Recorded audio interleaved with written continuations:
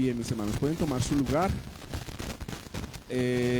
Hemos estado trabajando el capítulo de jurisdicción, ¿cierto?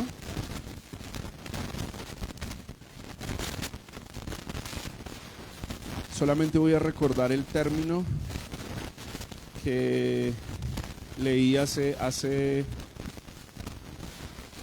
8 días.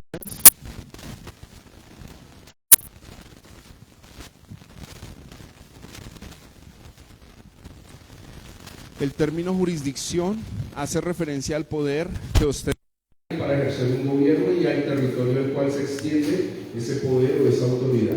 Bien, entonces jurisdicción tiene que ver con el lugar, y habíamos dicho que un lugar puede ser un lugar literal, físico, como una nación, un pueblo, ¿cierto?, que tiene una jurisdicción, o a esos lugares o instituciones que entendemos han sido dadas por Dios. Y hablamos de 4. ¿Quién les recuerda cuáles son?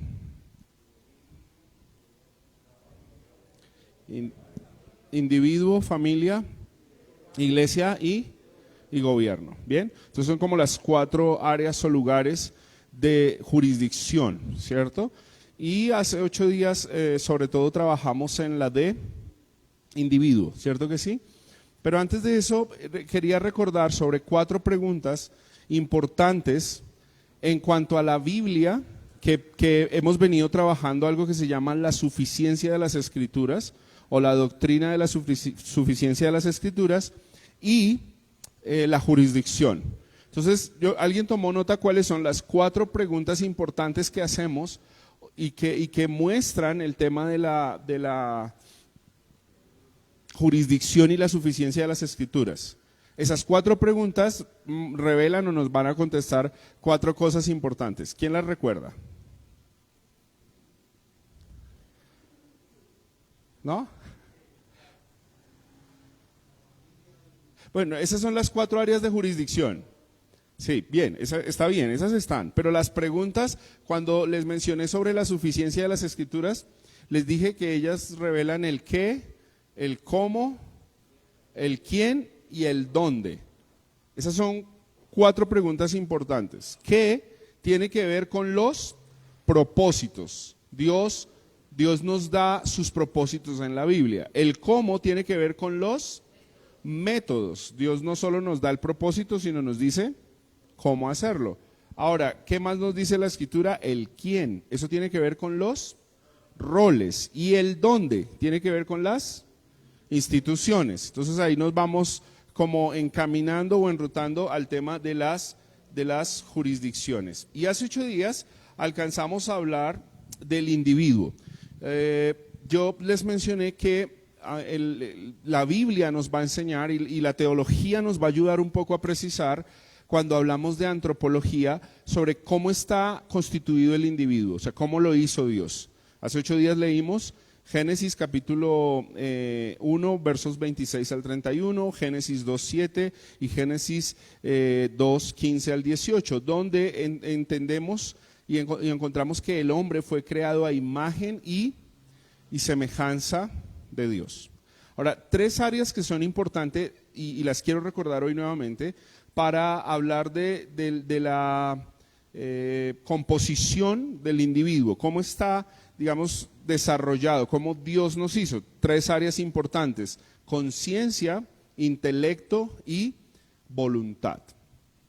Eso destaca al individuo, ¿cierto? La conciencia es como ese regulador que Dios dio para discernir entre el bien y el mal. ¿Sí? La conciencia es la que refrena a una persona. Miren, dicho de esta manera, desde una doctrina que se llama la depravación total del hombre, que quiere decir que el pecado hizo que estuviera muy mal, la conciencia es la que de alguna manera no deja que el hombre sea tan malo como pudiese ser, porque de alguna manera lo está frenando. ¿Sí? Ese es el elemento del individuo que se llama la conciencia y que fue dado para nosotros, y es bueno trabajar esto para tener claridad de la jurisdicción del individuo. Y yo quise insistir en eso hace 8 días y quiero insistir hoy otra vez, porque si no está clara la jurisdicción del individuo, las otras no van a estar claras. Las otras van a funcionar mal. Entonces, esta primera institución es el ser humano como imagen de Dios, conciencia. Número 2, intelecto. Intelecto es aquello que Dios dio al hombre para la capacidad de conocimiento, de conocer, de desarrollarse, de desarrollar sus habilidades, implementar, crear. Es más, tiene que ver con el mismo conocimiento de la Escritura y de la gloria de Dios. Solo que el pecado hizo que ese conocimiento quedara cautivo al pecado. Y por eso el hombre busca conocer otras cosas y no quiere conocer a Dios. Pero ustedes recuerdan cuando el profeta Isaías dice, si hay algo en lo que el hombre debe gloriarse, ¿qué es?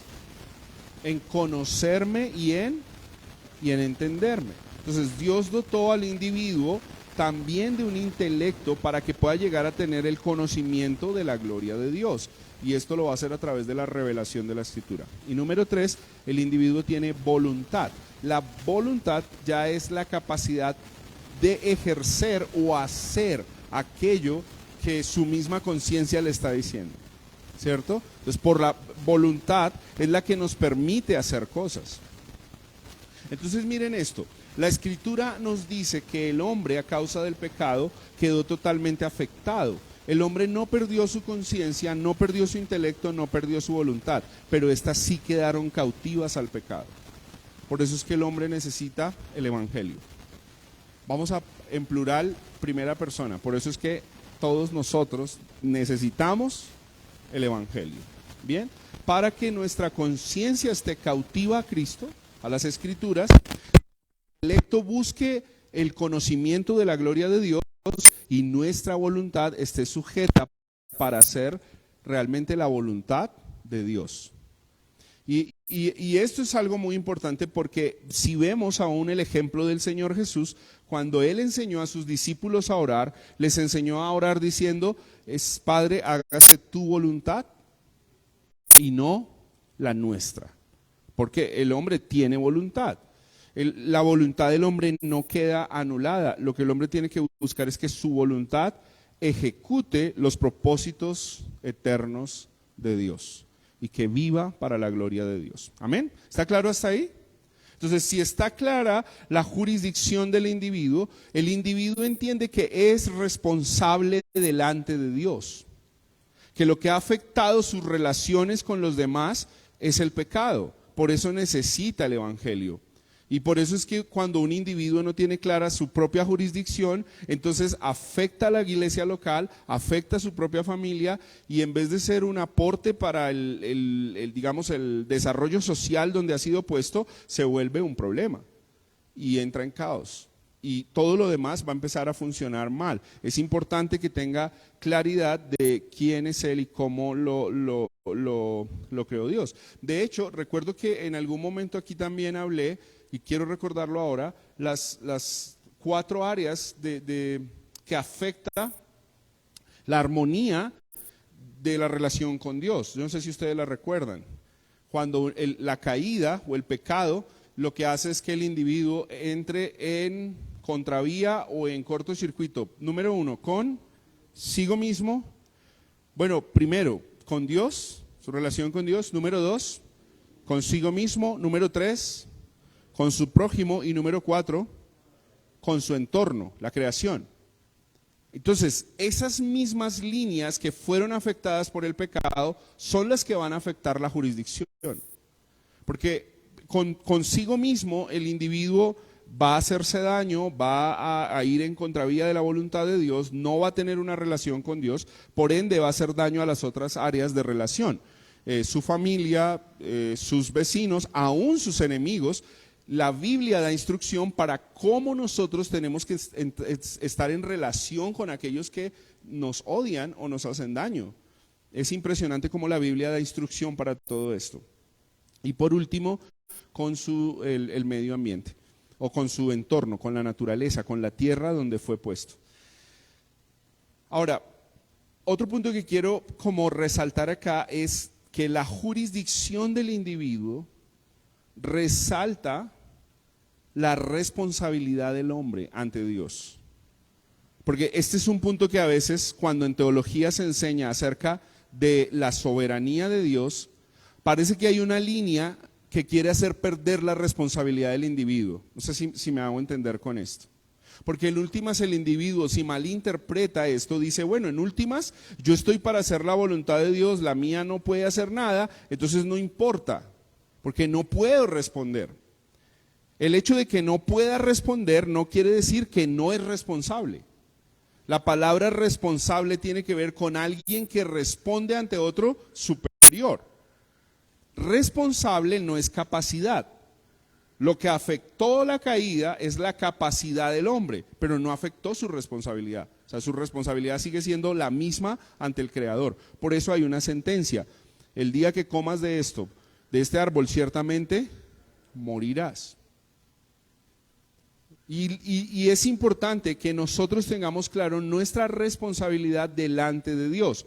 Hay una desviación en cuanto a hablar de la soberanía de Dios y de que Dios eternamente ha diseñado y ejecuta a través de su providencia todos sus planes. ¿Cuál es esa desviación? Bueno, hay varias, pero hay una que es importante que yo quiero mencionar y se llama el determinismo. El determinismo habla de aquella situación donde el individuo en últimas termina culpando a Dios de todo lo que pasa. No sé si me hago entender. Y entra además en otra línea que se llama el fatalismo. Entonces, ¿cuál es el fatalismo? Digamos que yo hago mal las cosas, me va mal, pero en últimas digo, bueno, Dios está en control, Dios tiene la voluntad de todo y por eso es que me pasa lo que me está pasando. Entonces, ¿qué hace el individuo? No está reconociendo la soberanía de Dios, sino que en últimas está zafando su responsabilidad y descargándola ¿sobre quién? Sobre el Dios soberano. Y eso no es lo que nos enseña la Biblia. O sea, la Biblia dice que somos seres y agentes de responsabilidad delante de Dios. Eso tiene que ver con la jurisdicción del individuo, porque el individuo hay alguien a quien le tiene que responder y ese alguien es un ser supremo, el ser supremo sobre todas las cosas que se llama Dios. ¿De acuerdo hasta acá?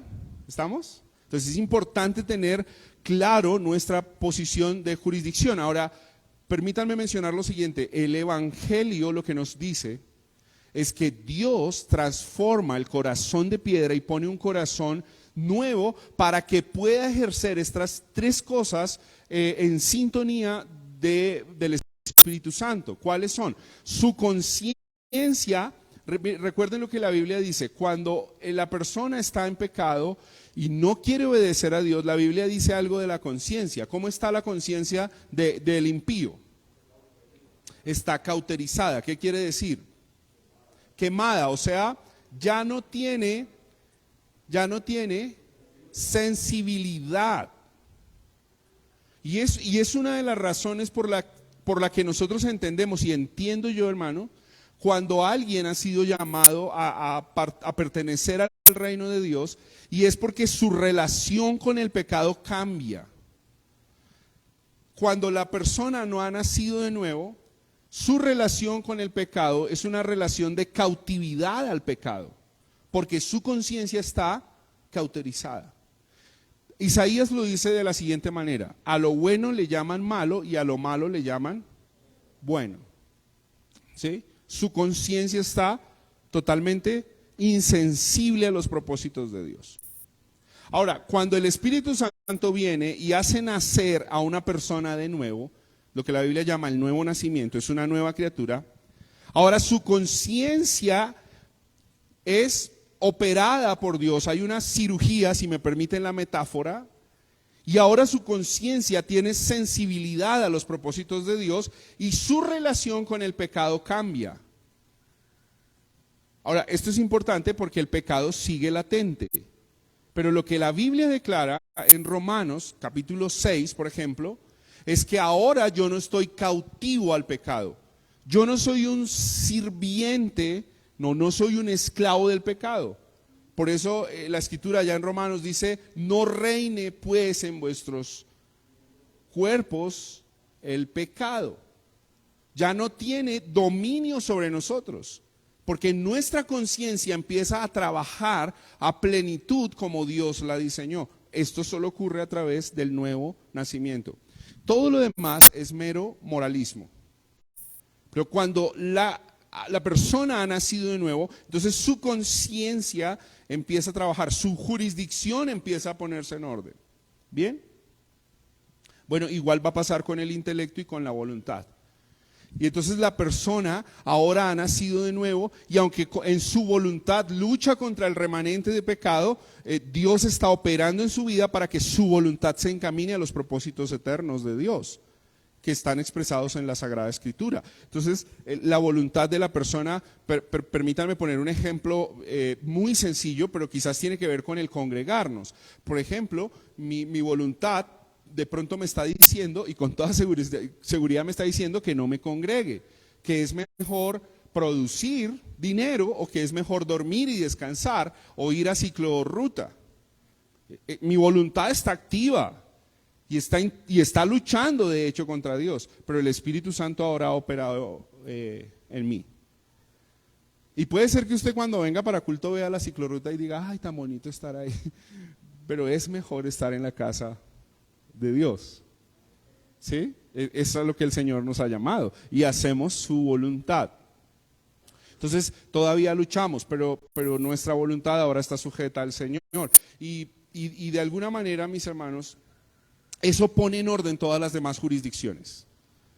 Bien, porque nuestra relación se sincroniza con todo lo demás. Entonces la jurisdicción del individuo es sumamente importante porque ahora el individuo va a decir lo siguiente: ok, no quiero estar solo, mi voluntad de repente me dice vive una vida promiscua o fornica o adultera o haz lo que se te pegue la gana con tu vida, pero miro la Biblia y la Biblia me dice no. Los adúlteros no heredarán el reino de los cielos. Honrosos sean todos el matrimonio y el lecho sin mancilla. Apartados de la fornicación y de la idolatría. Entonces la jurisdicción empieza a organizarse y uno empieza a decir, ok, ¿por qué quiero casarme? De repente ni siquiera es mucho es que yo quiera, sino porque Dios dice que lo haga. Ahora, no estoy satanizando estar solo. Entonces la Biblia también te da dirección para estar solo. ¿Qué pasa con el solo?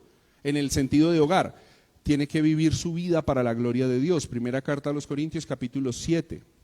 Entrega su vida no a los placeres, ni siquiera a los deseos de su pareja o su marido o su esposa, sino entrega su vida ¿a quién?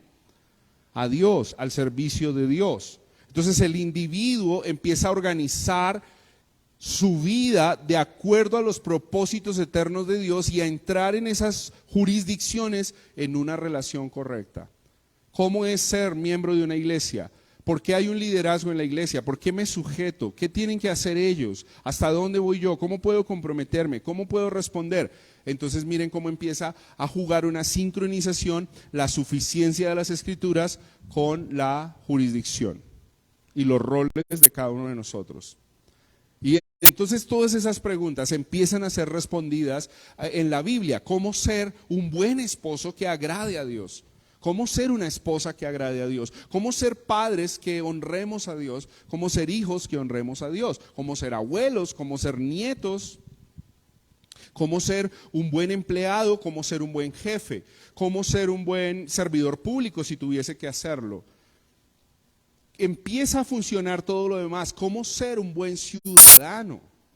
Y entonces el creyente hace cosas porque Dios las ha establecido o instituido y no porque cree que es un buen agente moral de la sociedad.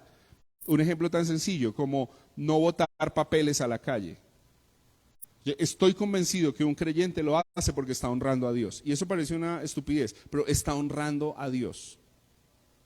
No solamente piensa que es un buen agente moral de la sociedad. Si eso hiciera la diferencia, hay gente más moral que nosotros y hacen mejores cosas moralmente que nosotros, los cristianos. Pero nosotros hacemos esto porque Dios nos está instituyendo y nos está poniendo en una relación correcta con las demás jurisdicciones. Entonces, hermanos, concluyendo un poco este punto, si el individuo no tiene claro lo que Dios ha diseñado para él y su relación no está en completa armonía con Dios, Romanos capítulo 5, verso 1, Dios ha dado a Jesucristo y ha proporcionado el camino de la fe para que nosotros entremos en paz con Dios y ya no seamos enemigos de Dios. Y cuando estamos en paz con Dios, entonces todas nuestras demás relaciones tienen que empezar, y yo sé que esta palabra puede ser un poco cargosa, pero es que si eres hijo de Dios, todas tus demás relaciones tienen que empezar a ajustarse. No sé si me hago entender. Puede que tarde, pero tienen que empezar a ajustarse. Dicho de otra manera, tu vida se va a poner en orden. Piensen en Génesis capítulo 1. Todo estaba desordenado y vacío. Todo estaba en caos. Y yo quiero que piensen en esta analogía de la creación en Génesis 1 y de la vida cristiana. ¿Por qué Dios tan solamente no hizo así y todo quedó perfecto? ¿Por qué hay días? Porque hay procesos. ¿Acaso Dios no puede hacer todo con el poder de su boca? ¿Pero por qué Dios nos dejó esta analogía? Y estoy convencido que también tiene que ver con la vida cristiana misma. Y es porque Dios ha dicho sobre el hombre, y lo que Dios ha dicho es bueno, y en la medida que Él empieza a decir y a hacer sobre nosotros, empieza a crear una nueva vida, un nuevo estilo de vida, y nuestra vida, por eso les hacía énfasis en el tiene, porque es verdad que tiene que cambiar. Amén. Si yo no puedo estar en relación, entre paréntesis voy a ponerlo, con Cristo, con su palabra, con la iglesia, y pasar 10 años, 20 años y seguir siendo el mismo sinvergüenza, o el mismo holgazán, o el mismo pervertido, o el mismo irresponsable, no es posible. Según Pablo, porque el evangelio es poder de Dios para salvar, para transformar nuestras vidas. Pedro lo explica de la siguiente manera: porque el Señor gloriosamente, y estoy seguro que estaba pensando en Génesis 1, ha llamado nuestras vidas del mundo de ¿qué? De las tinieblas, y lo ha trasladado ¿a dónde? Al reino de luz admirable. Y eso es lo que hace el evangelio. Ahora, lo lindo del tema de suficiencia de las escrituras, y es algo en lo que yo quiero que trabajemos, hermanos, con tranquilidad, con paciencia, es que la Biblia te va a dar el cómo hacer las cosas. Y por eso está la narrativa bíblica. Por eso está la historia de la redención. Por eso están las oraciones y los cantos y los poemas. Por eso están los proverbios. Por eso está la doctrina. Por eso está el conjunto del canon sagrado, para que nosotros encontremos el cómo obedecer la voluntad de Dios. Yo tengo que reconocer que hay un problema en la iglesia cristiana, de la cual nos incluimos como iglesia local, y un problema en el liderazgo, en la cual yo me incluyo como pastor, y es que por lo general siempre le decimos a las personas qué hacer, pero nunca les decimos cómo hacerlo. Y no trabajamos ahí. Entonces se vuelve un estándar imposible de alcanzar. Y nosotros a veces hablamos de las generalidades del evangelio, como por ejemplo, constantemente estamos diciéndole a las personas, tienen que ser familias ejemplares, tienen que ser padres ejemplares, porque eso es lo que glorifica a Dios. Y la iglesia dice, amén. Pero el lunes llego a mi casa y el primer aparato que encuentre se lo tiro a los chinos en la cabeza. Y respondo mal a mi esposa. Y la ofendo. Y maltrato a mis hijos. ¿Por qué? Porque todavía no estoy conectando entre las generalidades o doctrinas o propósitos del evangelio con la praxis del evangelio. Ahora, miren esto tan importante para que no caigamos en problemas de jurisdicción. Quien te dice cómo hacerlo no es el pastor. El pastor o el líder está para ayudar a dar instrucción. Pero quien nos dice cómo hacerlo es su santa palabra. Hermano, y usted me ha escuchado decir esto muchas veces en aplicaciones de mis predicaciones y de mis clases, y quiero reafirmarlo hoy. Es vital que tú revises cómo está tu relación con la Biblia, porque tu relación con la Biblia determina tu relación con Dios. Tú no puedes decir que tienes relación con Dios cuando no tienes relación con tu Biblia, cuando no lees tu Biblia, no examinas tu Biblia. ¿Qué fue lo que Pablo resaltó de los creyentes de un lugar llamado Berea? Si alguien quiere ayudarme, vamos allá a Hechos capítulo 17.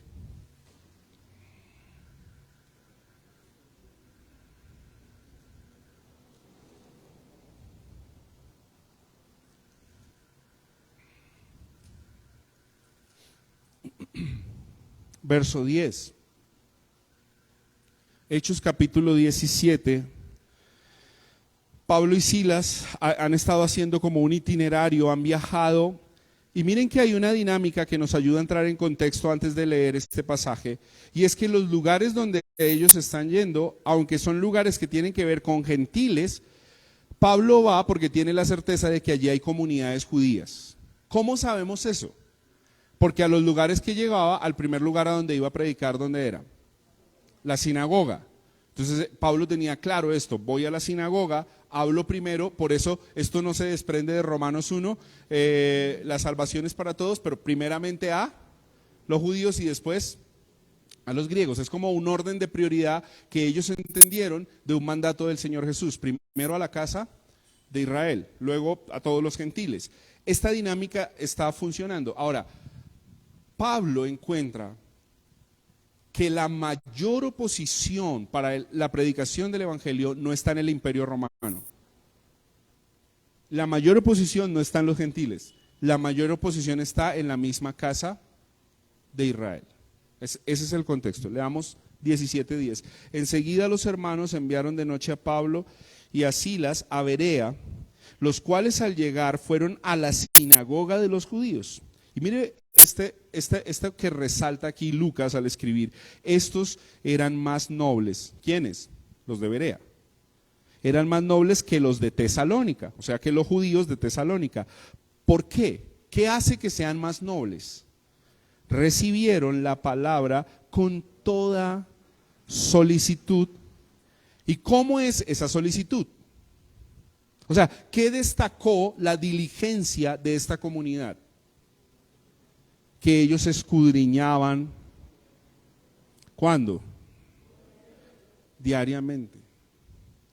Las escrituras. ¿Para qué? Para ver si lo que Pablo les enseñaba era verdad. Esto es maravilloso, porque lo que la Biblia nos está diciendo es que una iglesia local podría ser llamada una iglesia noble cuando se toma la tarea de escudriñar la escritura para ver si lo que sus líderes enseñan es conforme a las escrituras. ¿Bien? ¿Estamos? Ahora, miren esto, porque esto es aplicación para la jurisdicción, porque yo estoy haciendo la conexión entre suficiencia de las escrituras y jurisdicción. Toda solicitud. Pregunta. Prendan su evaluonómetro. Hola, caballeros. Evaluonómetro. Prendan su test mental ahí. Y respondan. Pero respondan para adentro, ¿no? No le hagan en este momento a la esposa así, ni no saque sus dotes de defensa personal en este momento. Pero responde esto. Verso 11. Primera persona, pregunta: ¿estoy recibiendo la enseñanza de la Biblia con toda solicitud? Evalúate del 1 al 10. ¿Estoy recibiendo la enseñanza bíblica con toda solicitud? Prédicas, discipulados, enseñanzas, el salmo, tu lectura personal. ¿Estás poniendo todo tu empeño, toda tu solicitud, toda tu diligencia en cuanto al estudio de las Escrituras?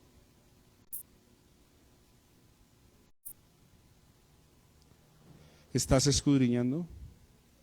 La palabra escudriñar está puesta intencionalmente por el Espíritu Santo en este pasaje, porque escudriñar no es leer. Escudriñar no es leer. Escudriñar es leer estudiando, leer memorizando, leer comprendiendo, leer aplicando. Escudriñar requiere gran esfuerzo de nosotros.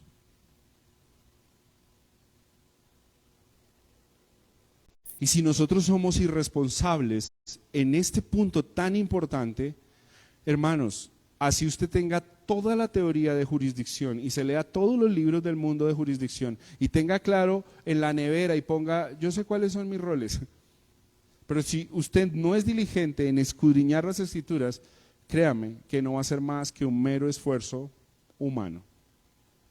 Y esa información va a pasar al archivo. Y el archivo se recicla. ¿De acuerdo? Ahora, permítanme hablar de otra aplicación de este texto. La actitud de los hermanos, porque he visto que algunas personas enseñan esto mal y vuelven a la iglesia desafiante, pero el texto no me muestra una actitud desafiante en la iglesia. No sé si me hago entender con esto. O sea, la iglesia no está así con la Biblia abierta y un lápiz y una hoja. A ver, Pablo, a ver en qué lo corchamos. Hable a ver si es verdad lo que está. Esa no es la actitud. La actitud es de una iglesia apasionada por la Escritura, preocupada y celosa por la Escritura, que se esfuerza en ver la Escritura para ver si lo que se está diciendo es lo que estamos esperando. Pedro dice, los santos hombres de Dios por el Espíritu Santo se esforzaron, indagaron, investigaron para ver si estas cosas se cumplían en la persona de Cristo, para ver si esta es la persona a la que se dirigía. El Espíritu Santo trabajó en ellos para que ellos fueran diligentes en su relación con la Sagrada Escritura. Y si nuestra relación con la Sagrada Escritura es correcta, como Dios dice, entonces todas las demás cosas es como un GPS que empieza a sintonizar bien. ¿Sí? ¿Han usado GPS, hermanos? ¿Sí? Rodri, no mucho porque hace 8 días. Y Rodri, hace 8 días que lo necesitaste, uno dice, ¿por qué no lo tengo? ¿Cierto, Raúl? Raúl también dice, claro, pero como ellos dos son de la vieja guardia, ellos dijeron, no, nosotros no sabemos todas las direcciones. Y sí, es verdad, no la teníamos clara. Y nos hemos confiado del famoso GPS. ¿Y por qué quiero usar esa ilustración? Porque es que Raúl y Rodrigo hace 8 días fueron a una iglesia y el GPS nunca funcionó bien y no daban con el lugar, porque no tenían tampoco la dirección correcta. Pero miren esto, si no tengo la dirección correcta o mi GPS no funciona, yo lo que he visto con el famoso Waze es que empieza a dar así, y usted va y usted empieza a desesperarse porque ¿y ahora para dónde agarro? Porque usted está confiado en que eso le está diciendo. Y yo creo en esta pequeña ilustración que es lo que pasa con la vida del creyente cuando no es diligente con el estudio de las Escrituras. Entonces su GPS empieza como a... Y de repente cualquier persona le dice algo y como que sí, como que no, no sé si sí, si no, y el GPS empieza... Y de repente las voces humanas empiezan a hacer su tarea. Y el enemigo empieza a hablar a nuestra quizás mente, dando dardos, nuestro propio corazón empieza a... ¿Cómo está nuestra relación con las Escrituras? Porque en esa relación con las Escrituras es que vamos a ver las 4 preguntas fundamentales. Otra vez, ¿cuáles son? ¿Qué? ¿Cómo? ¿Quién? ¿Dónde? Dios dice claramente ¿Quién tiene que hacerlo? ¿Cómo? ¿Cuándo? ¿Dónde? O sea, Dios no nos deja a la deriva. Jamás nos ha dejado a nuestras propias conclusiones. Él ha dicho en su palabra. Y por eso tenemos que amar la palabra y entrar en una relación con la palabra para ver lo que Dios dice acerca de la jurisdicción. Y qué hermoso es cuando empezamos a ir ahí y a ver cómo es nuestra relación con Cristo, cómo es nuestra relación con nuestro cónyuge, con nuestros hijos, con nuestra iglesia local, con nuestra sociedad. Y quizás empezamos a bajar nuestros apasionamientos y a decir, yo tengo apasionamientos, tengo, ¿cómo se llama? Del pasado, tengo como un insumo ahí que traigo conmigo, unos prejuicios, pero en últimas tengo que arrodillarme y decir, Señor, no es como yo quiera, como yo piense, como yo creo, sino como tu palabra dice. Amén. Bien, hasta ahí es claro, hermanos. ¿Alguna pregunta sobre esa relación entre la suficiencia de las Escrituras y jurisdicción? ¿Podemos hacer un examen? Sacamos una hoja y... ¿Sí? ¿Estamos todos finos?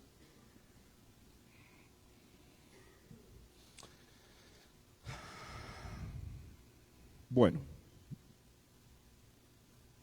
Entonces, en el tiempo que me queda, quiero que hagamos así como hicimos con el individuo, vamos a hacer uno con familia, iglesia y gobierno, viendo desde la Escritura. Vamos con la familia. ¿Quién? ¿Hay opción de presentar? Porfa, ayúdenme. ¿Quién? Digamos, si me preguntan sobre familia, bueno, ya sería, ¿cuál institución es? Entonces puedo responder, una de las que Dios diseñó, ¿cuál es una de esas? La familia. Después del individuo, ¿cuál es? La familia. Preguntamos, ¿quiénes están diseñados para liderar la familia? Respondemos, la Biblia nos dice claramente, ¿quiénes? Los padres. ¿Estamos claros ahí? ¿Están seguros de lo que están respondiendo, hermanos? ¿Sí? ¿Seguro? Los desafío. ¿Sí? Ese es el orden. ¿Quién? ¿Quién? Bueno, primer desafío. Si vamos como la Biblia dice, ¿eso se puede agrandar un poco? Porfa. Me gustaría que veamos Efesios 6:4. Y en azul está el quién. ¿Quién? Los padres. Los padres están llamados a liderar. Su rol es liderar la familia. ¿Estamos? ¿Por qué quiero hacer énfasis acá? El capítulo va a mencionar algunos aspectos. Hermanos, tengamos cuidado y arrepintámonos de todo pecado y vayamos a la Escritura. Muchos de los hogares y también hogares cristianos parece que los que gobiernan son los hijos, no los padres. Entonces, ¿por qué estoy haciendo hincapié acá? Porque es, una vez más, es probable que en teoría yo tenga claro, pero en la praxis no. Y sería bueno entonces ver unos ejemplos cuando los hijos son los que están gobernando la casa. Si ustedes quieren ver eso, por ejemplo, algo que nos ayudaría mucho es estudiar Proverbios. Proverbios constantemente va a mostrar bien ese rol definido, claro. ¿Quién es llamado a gobernar la casa? Papá y mamá. Claro, usted puede estar preguntando en este momento por qué dice que los dos. Claro, el hombre es llamado a dirigir como cabeza, pero para instruir su casa están ambos. La mujer no está anulada. La Biblia dice que son. De hecho, el texto, ¿quién lo quiere leer, por favor? 6:4.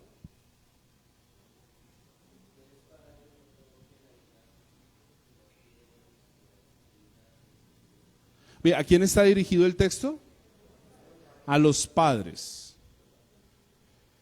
Padres, no actúen con ira, no le saquen la piedra a los chinos por sacársela. Todo lo contrario, ¿qué tienen que hacer? ¿O qué tenemos que hacer los que somos padres? Criar. podríamos tomar un buen tiempo viendo esa palabra, que es criar. Y la otra es que disciplinar o amonestar. Y el regulador para hacerlo bien, ¿cuál es? En el temor del Señor. ¿Bien? Permítanme hacer otra vez un énfasis. Hoy, y el libro va a hablar de eso, y me parece importantísimo el ejemplo que el libro pone, no solo los hijos en rebeldía están queriendo manipular sus hogares, sino que el Estado está metiendo el hocico donde no le corresponde. Y si los padres no tienen claro bíblicamente su jurisdicción, van a terminar haciendo cosas que el Estado dice. Este problema lo tenemos desde la antigüedad. Este problema es tan viejo como el pecado mismo. ¿Por qué? Porque va en contra de la soberanía de Dios y del propósito como Dios instituyó su gobierno a través de los hogares. Entonces el Estado va a querer meter el hocico. Hace 8 días les mencioné, ya metió el hocico en el individuo y el individuo no sabe responder a eso. ¿Cómo está metiendo el hocico el Estado con el individuo? Por ejemplo, yo hace 8 días di un ejemplo claro. El aborto. El aborto ya es un claro ejemplo de violación de jurisdicción. Y el Estado nos está vendiendo la idea que entre más pasen ellos tiempo con nuestros hijos es mejor. Yo quisiera que tú evalúes eso, si eso es verdad a la luz de la Biblia. No de Sebastián, a la luz de la Biblia. Y el libro pregunta, y yo quiero hacer la pregunta y replicarla. ¿Quién es el encargado de enseñar moralidad a nuestros hijos? Nosotros, no el Estado.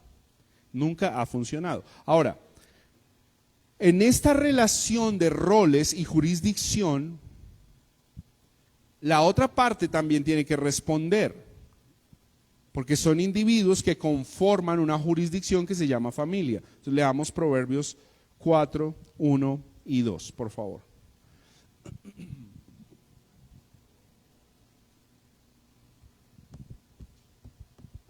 ¿Alguno que me ayude a dar lectura? Proverbios 4, 1 y 2.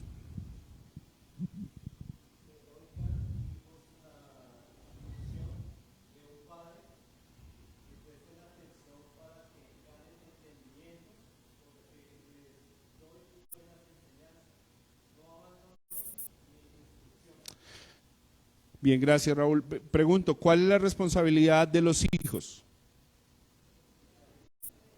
Oír, escuchar, obedecer, prestar atención. ¿Qué más? ¿Qué otras referencias hace el texto? Prestar atención. ¿Cómo dice la última parte del texto, Raúl, o el segundo? No abandones la instrucción. No abandones la instrucción de un padre, de una madre. Esa es la responsabilidad de nuestros hijos en esta jurisdicción. Por eso ellos no pueden hacer lo que se les da la gana. Por eso creo que una de las funciones, hermanos, miren, una de las funciones nuestras con nuestros hijos es direccionarlos para que aprendan acerca del temor de Dios, y eso empieza en casa. Cuando un hijo le contesta mal a su papá y su papá deja que lo haga, está generando una afrenta ante una autoridad de Dios. Y ese niño, ese nene va a empezar a ser grosero con cualquier autoridad, porque el regulador que Dios puso se llama papá y mamá. O sea, papá y mamá es el que dice, hey, ojo con el tono de voz, ojo cómo estás hablando, ojo cómo te estás dirigiendo. ¿A quién puso Dios ahí? A papá y mamá. Hermanos, permítanme porque quiero meterme en el cómo, un error que he visto. Los papás salen de casa a trabajar fuertemente todo el día, está muy bien, eso es lo que tenemos que hacer. Las mamás por lo general puede que estén en casa con sus hijos, las mamás ya están desesperadas porque los chinos no le hacen caso, los colombianos ni los japoneses, ningunos. Y entonces cuando llega el papá, ¿qué hace la mamá? Da quejas, está bien, tiene una lista. un pliego de peticiones. Y el papá, tan bondadoso, tan lindo y tan querido, dice, ay no, yo todo el día no estuve con él, yo que lo voy a regañar. Y hace quedar a la mamá como un zapato. Y él se cree más bondadoso. Cuando lo que tenía que hacer, hermanos, y perdónenme que diga lo que tenía que hacer porque creo que es lo que la Biblia instruye ahí en Proverbios, claramente es sentar a su hijo y decirle, oye, ¿qué te está pasando con tu mamá? ¿Te está hablando? ¿No le estás obedeciendo? Tiene que llamarlo al orden o llamarla al orden. Pero si ridiculiza la instrucción de su mamá, ¿qué crees que va a hacer esa criatura, ese pequeño? ¿Cómo empieza a procesar su Windows? ¿Cómo? Mi mamá es la cantaletosa. Mi papá es querido. Cuando esa nena o ese niño esté más grande, va a hacer lo que se le da la gana, se va a hacer lo que se le da la gana, y ¿quién queda peleando en la casa? Son los dos frentes de autoridad. Nunca se pudieron poner de acuerdo. ¿Ves? Y voy a darte otro ejemplo. Y yo con esto no estoy dando ejemplos para que usted diga, oiga, Sebastián se está sacando de todas las responsabilidades pastorales. Pero para sumarle un poquito de vergüenza al ejemplo, la mamá desesperada porque su marido no hace nada, llega a la iglesia y le tiene que decir al pastor, pastor, por favor, regáñeme al niño. Imagínese, el pastor regañando al pelado. Yo les pregunto, ¿es jurisdicción del pastor? ¿Es responsabilidad del pastor? No. Entonces no pongas tus propios criterios de bondad sobre tus hijos, porque vas a fracasar en la crianza de tus hijos. Pon los criterios de la Biblia. Ahora, yo no te estoy diciendo que agarres al pelado a gritos y lo desbarates, porque eso tampoco dice la Biblia. ¿Cómo así? ¿Usted está ofendiendo a su mamá? No. Ahí dice amonestar, hablar. Habla con tus hijos. Dile a tus hijos, mírame a los ojos. Y háganlo desde pequeños, hermanos. No hagamos como el mundo, que los niños dicen groserías y ¡ay, tan lindo que dice groserías! Hay cristianos que el chino hace pataleta y dice, pero es que se ve tan lindo. Déjelo hacer lo que se le da la gana y yo le digo quién va a estar llorando en unos años. Duro, ¿cierto, hermanos? Que el Sebas se nos meta al rancho de esta manera. Y el Sebas que es todo doctrinal y teológico. Señora.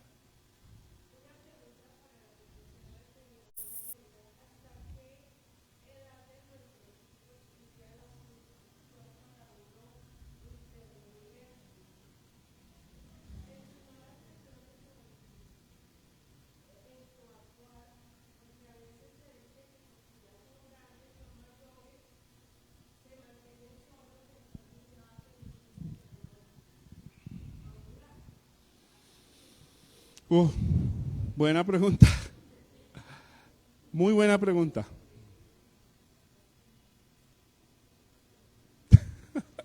Tan buena que no la sé responder, Olguita. Raúl, pero permítame que Dios traiga luz a través de las opiniones. A ver.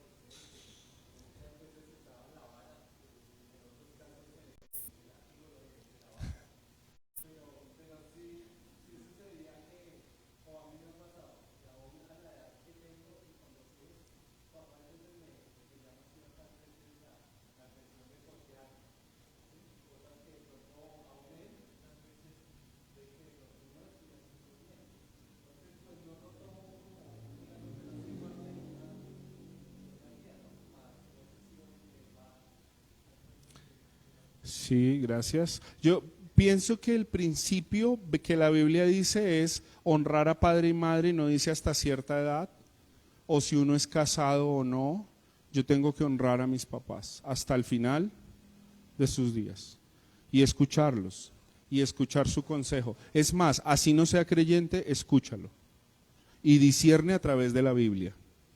Discierne a través de la Biblia, porque si el papá no es creyente, es probable que él dé un consejo a veces equivocado, pero los papás también han recibido ese don de Dios para la sabiduría humana y a veces te dicen cosas que sencillamente son correctas y uno las interpreta a la luz de la Biblia. Entonces escucha a tus papás. Yo pienso que el llamado ahí es muy fuerte a que los hijos tengamos esa conciencia, Olguita, hasta el final de nuestros días, de honrarlos, respetarlos, y el papá también tener claridad hasta qué punto es un consejero, un direccionador, y no termine de pronto tratando de cubrir o quitarle la responsabilidad al hijo, porque ese es el otro problema, que hay papás que les cuesta ver a sus hijos como hombres o mujeres grandes, todavía los ven como bebés, entonces los ridiculizan también, o no los dejan hacer, Rodri.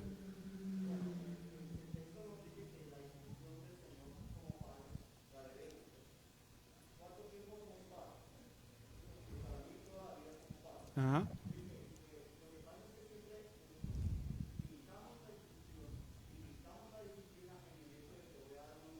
Sí.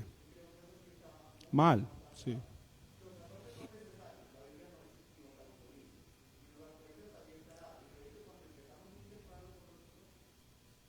Te ahorras problemas. Muy corto.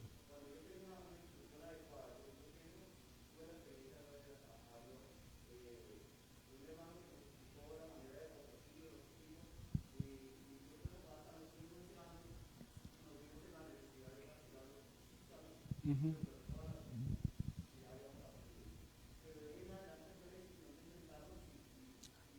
Hablar, enseñar. Claro.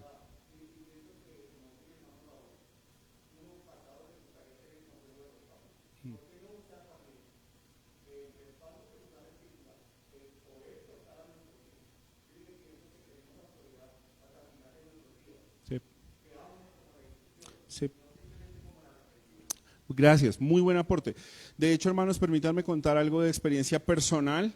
Al día de hoy, por la tarea que el Señor me ha permitido hacer sirviéndole, si hay una persona que yo extraño en mi vida, es a mi papá. ¿Por qué? Por su instrucción. Porque es de los pocos, quizás el único, que se sentaba conmigo y no me halagaba. Nunca me halagaba. Siempre me decía, aquí estás mal. Y eso lo necesitamos todos.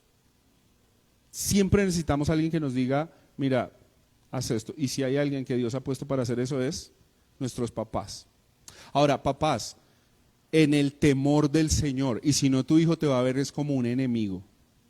Que cada vez que te sientas con tu hijo, él está, esto es cantaleta, qué pereza, qué fastidio, mi papá, no lo quiero escuchar. Y hay papás que, perdónenme la expresión, se dan garra. ¿Sí? ¿Se vale la garra o solo para el almuerzo? No, se dan garra, son abusivos, porque no están en el temor del Señor. Y como no están en el temor del Señor, de hecho sus hijos literalmente, usted le ve las orejas ahí, pero por dentro hicieron como una chupa, las cerraron. Y usted está ahí. Y el chino le hace, sí, sí, ya sé. ¿No está? Escuchando. Por eso el llamado de Proverbios, ¿cuál es? Escucha. Pero yo les digo, ¿qué es lo que tiene que escuchar? Instrucción, no cantaleta. Papás, yo recientemente le mencioné a alguien y quiero hablar acá, tanto a pastores como papás, mamás. Dios te llamó a liderar y liderar es enfrentar los retos difíciles. Liderar es hablar cuando nadie quiere hablar. Liderar es confrontar cuando nadie quiere confrontar. Liderar no es acolitar. Liderar es exhortar. Eso también es amor, porque es que nosotros hemos romantizado el amor de los padres.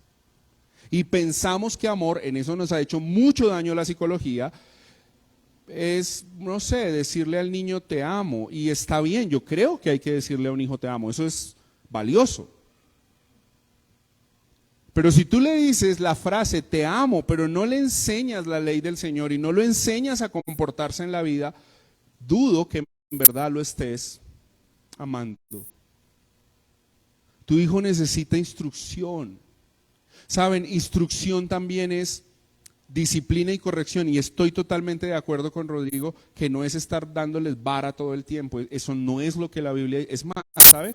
Creo que las expresiones a la vara hay una o dos en la Biblia,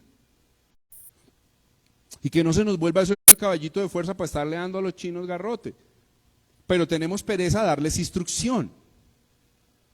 Si lo ponemos en una proporción, vara e instrucción están como a 99:1. ¿Me hago entender?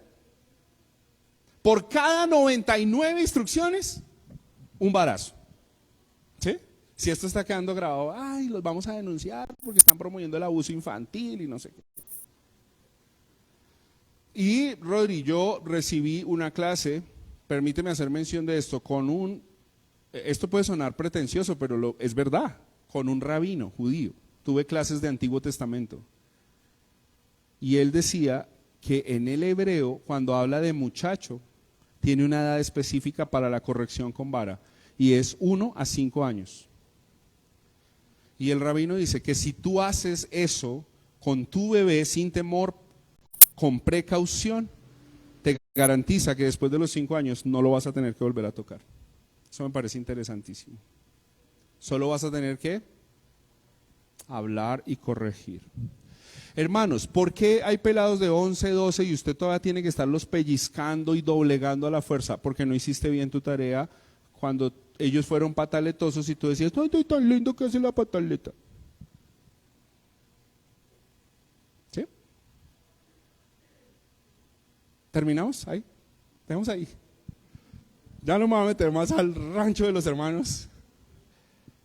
Porque ahí tenemos varios hijos pequeños. Cuando pensamos en este libro, hermanos, es porque hemos visto una necesidad en la iglesia de que hay muchos niños y hay crianza y necesitamos dirección en esto. Y saben, yo creo que es bueno agradecer a Dios cuando hay alguien que se toma la tarea de enseñarnos y darnos instrucción y no pase el tiempo y no diga, nunca nadie me dijo esto. Y saben, yo he escuchado siempre este dicho, a uno nadie le da un manual para ser papá, a uno nadie le da un manual para ser esposo, ¿sabe? La Biblia sí, y los cristianos sí. Los cristianos sí tienen un manual y se llama la Sagrada Escritura. Y te dice cómo ser esposo, esposa, papá, mamá, líder, miembro, político, ingeniero, te dice cómo comportarte en la vida y te da instrucción. Amén. Vamos a terminar ahí, hermanos, vamos a orar y le vamos a pedir al Señor dirección en esto y su guianza siempre.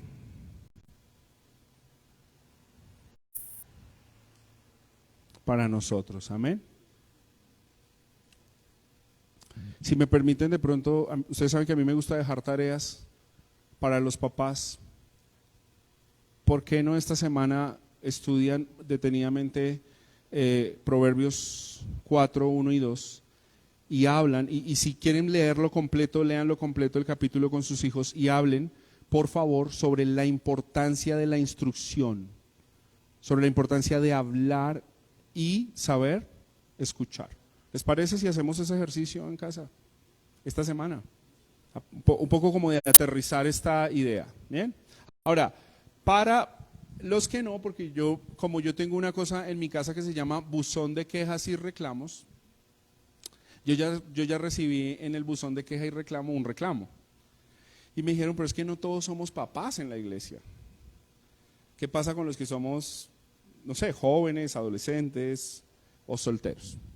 Lo primero que quiero decir es que no menosprecies esta instrucción porque te va a servir. De pronto no te esté sirviendo hoy a cabalidad, pero mañana vas a decir, ay, voy a sacar del archivo esto que me enseñaron en la iglesia y pensé que nunca me iba a servir y ahora, gracias Señor por haberme dado esta instrucción. Bien, Pero también quiero que te pongas del otro lado y apliques tu responsabilidad respecto al rol de autoridad al que tú tienes que rendir cuenta. Digamos, en este caso, si eres un adolescente, a tus papás. Entonces también piensas, por favor piensa, si a mi papá se le está exhortando que tome el lugar, que me instruya, que me obedezca, entonces tú que eres joven, soltero, adolescente, tienes que poner esta aplicación en cómo yo puedo desarrollar mi obediencia a la instrucción de mis padres. Es más, quiero dejarle una tarea a los adolescentes también. Oren mucho por sus papás, pidiendo al Señor que el Señor nos dé sabiduría. Amén. Esa es una buena forma de apoyar en casa. Señor, dale dirección a mis padres. Créanme, muchachos, que la tarea de ser padres solo es posible llevarla bien cuando conocemos la Escritura. De lo contrario, estamos siempre expuestos al error. Bien, oremos. Padre, gracias por tu amor, tu misericordia, gracias por bendecirnos, gracias por enseñarnos. Permítenos profundizar en la Escritura. Háblanos, ayúdanos. Señor, yo estoy seguro que todos nosotros, todos, hemos puesto códigos propios, humanos, y muchas veces nos alejamos de la Biblia. Permítenos volver a la Biblia, volver a la Escritura, verla como lo que ella es, inspirada por ti. Esa autoridad es suficiente. Y permítenos disfrutar de ella como esa fuente de gozo, de conocimiento eterno que nos permite caminar de acuerdo a tus propósitos, Señor. Perdona nuestra negligencia, perdónanos porque teniendo la Biblia en nuestro poder, en nuestras manos, la ignoramos. Ese es un gran pecado, un horrible pecado, por el cual te pedimos perdón, Señor. Y gracias porque estás inquietando nuestros corazones a la responsabilidad, a los roles, a la obediencia, a la fe, a la gracia. Revístenos de tu gracia, Señor, porque precisamente somos insuficientes y somos incapaces. Y te necesitamos, Señor, para que tú nos dinamices, nos habilites y el poder de tu Espíritu Santo obre en nuestras vidas para la obediencia, para la gloria de Dios y para el bienestar de tu pueblo. En Cristo Jesús oramos. Amén y amén. Amén. Gracias, hermanos, por escuchar atentamente.